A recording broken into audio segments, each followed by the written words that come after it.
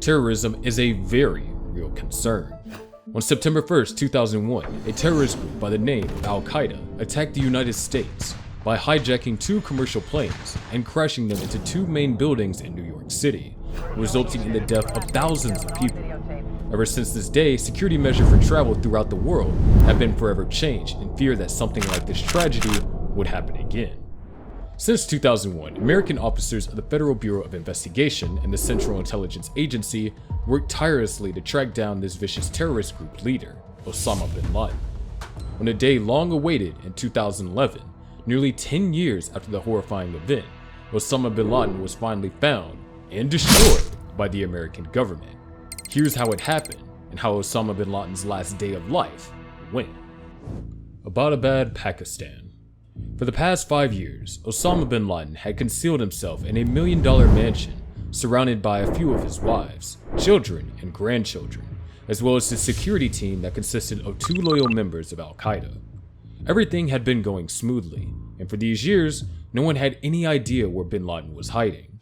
The American government had been working tirelessly to try and bring him out of concealment, using fake vaccination outreaches, undercover agents, and so-called enhanced interrogation techniques. All of these efforts had proven to be ineffective. As different methods of drawing him out were exhausted, American agents wondered if they could ever bring the leader of terror out of his hole. As Al-Qaeda continued to cause horror, violence, and death, Osama Bin Laden remained a ghost in the desert. The only thing that American agents had left was time, like a predator waiting for a bug to emerge from its nest. They knew that Osama's organization would begin to fall apart eventually. All they had to do was wait for the squeaky wheel in the system, pouncing on the opportunity. And their opportunity had finally come. Bin Laden and those that lived with him were living in utter filth, growing tired and sloppy as the days dragged on.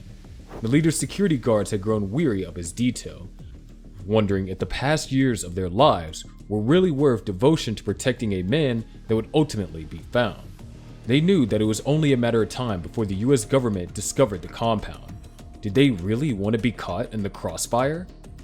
As bombs exploded at US embassies across the world, Osama Bin Laden sat quietly in squalor, pleased with the chaos that continued to swirl around him at his own command.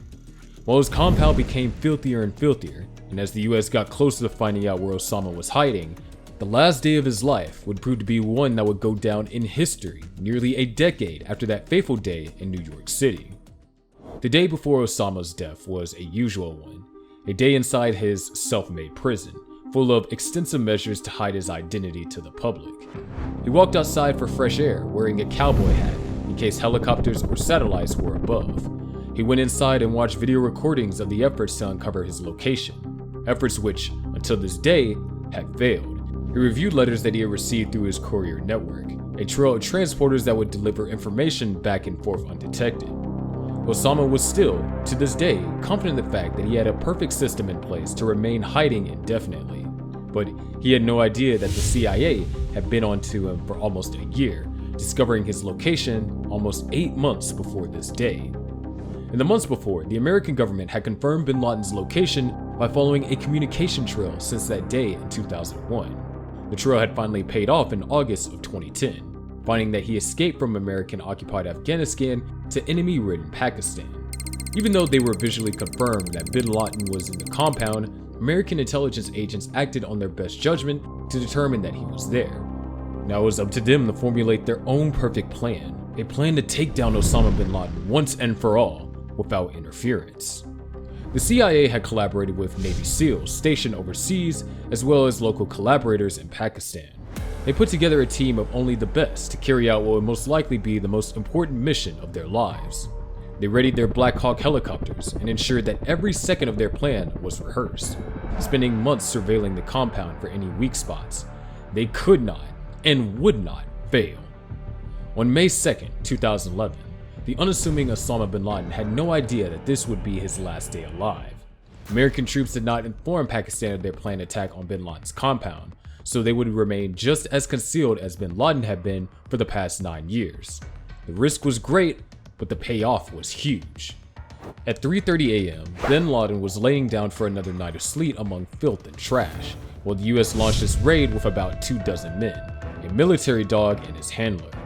The first helicopter containing the dog Cryo and 4 military members hovered above the compound, preparing to safely drop the troops to the ground undetected.